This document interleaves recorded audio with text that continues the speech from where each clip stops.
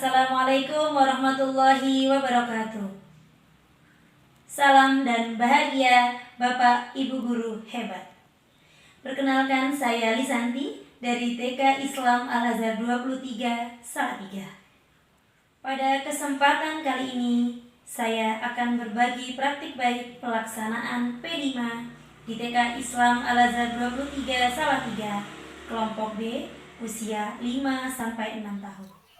Adapun tahapan yang pertama dilaksanakan adalah sebagai berikut.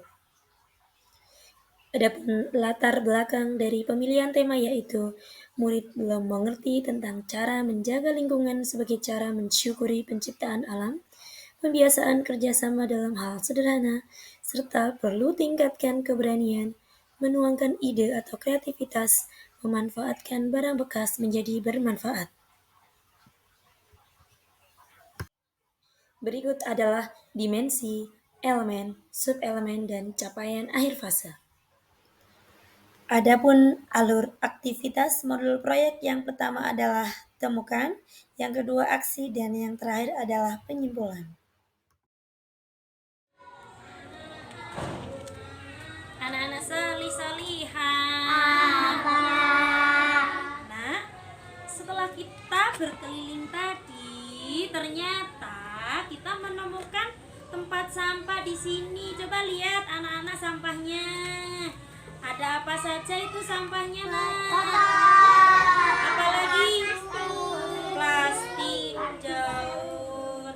Nah, Bu Santi mau tanya nih, kira-kira kalau pembuangannya dicampur seperti ini bagaimana? Sampah yang ditemukan di laut adalah sampah plastik. Sampah plastik. Mengapa ini berbahaya?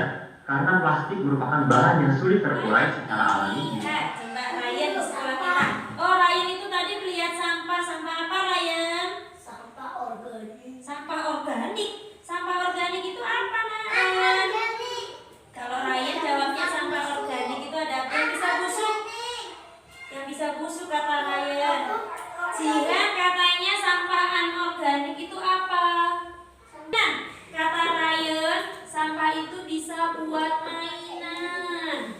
Bisa buat mobil-mobilan. Bisa buat mobil-mobilan. Dari Jihan, sampah itu bisa dijual. Kira-kira uangnya buat apa, Jihan? Masya Allah, Nak, ternyata sampah itu kalau dipilah bisa dijual, lalu diberikan kepada orang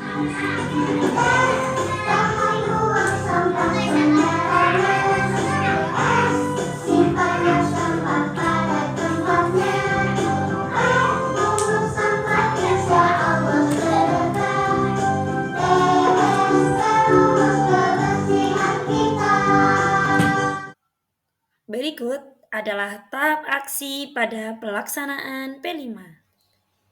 Pada hari pertama tahap aksi berdasarkan hasil refleksi di tahap temukan, yaitu murid bersama guru menyediakan tempat sampah jenis organik dan anorganik. Tentunya kegiatan ini disesuaikan dengan usia murid dan gaya belajarnya. Lanjut pada tahap aksi hari kedua, murid-murid akan melakukan operasi sampah di lingkungan sekolah, kemudian akan praktik membuang sampah sesuai jenisnya.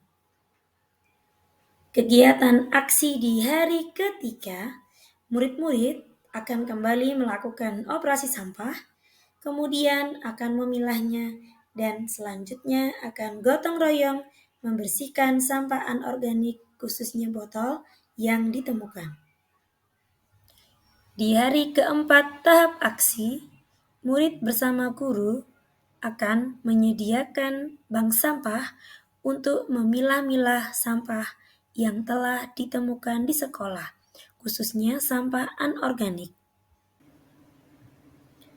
Tahap aksi di hari kelima, 6, dan 7, anak-anak berkreasi menggunakan sampah anorganik yang ditemukan di sekolah. Anak-anak membuat karya sesuai dengan minatnya, sesuai dengan ide serta gaya belajarnya. Setelah murid-murid membuat karya, maka bersama guru akan menempel atau memajang karya yang dibuat di lingkungan sekolah. Berdasarkan hasil diskusi dengan murid, bahwasanya di tahap aksi hari ke-8, murid bersama guru akan menjual sisa sampah anorganik ke pengepul sampah dekat sekolahan, kemudian uang tersebut akan dimasukkan di kotak amal. Pada kegiatan aksi hari ke-9, murid bersama guru akan berbagi kepada warga sekitar di mana uangnya berasal dari kotak amal, yaitu infak dari anak-anak seikhlasnya dan hasil penjualan sampah anorganik. Kesini tuh mau apa, Nak? Tuker apa?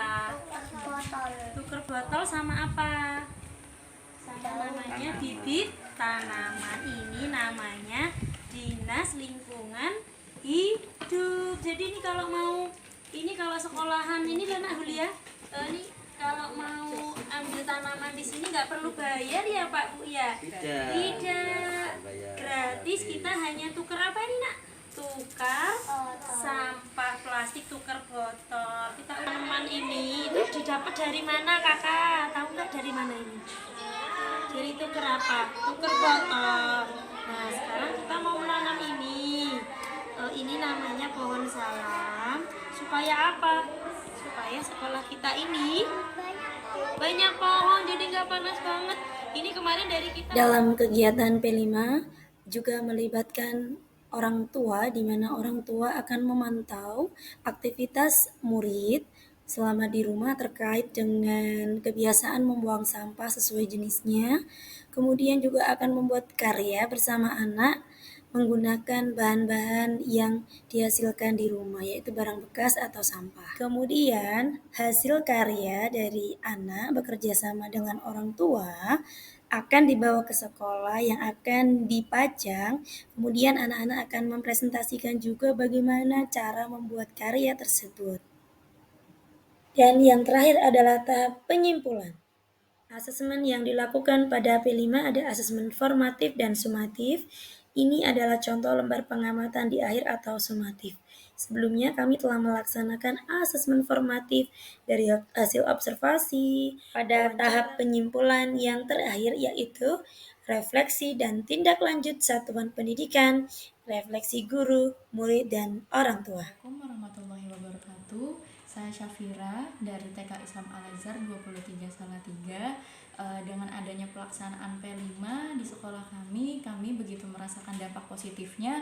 Untuk yang pertama, adanya penyediaan sampah organik dan sampah anorganik. Kemudian murid juga lebih bisa untuk menjaga lingkungan sekitarnya termasuk di sekolah.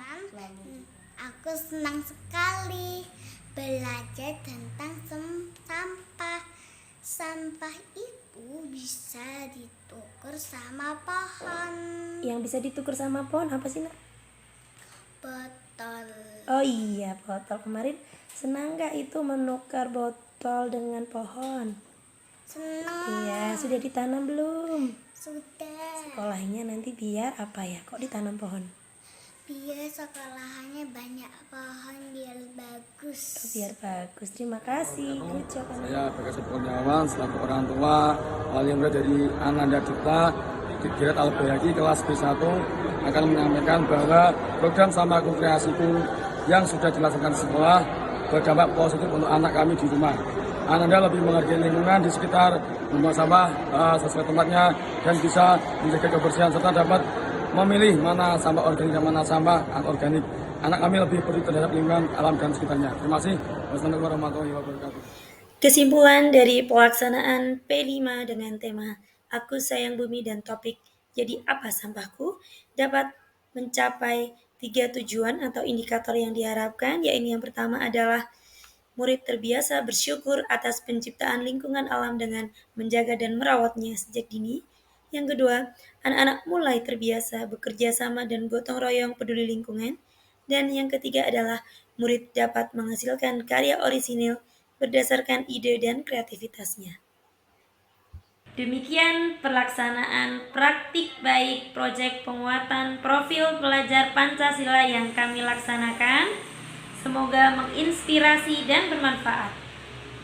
Salam sehat dan bahagia. Wassalamualaikum warahmatullahi wabarakatuh.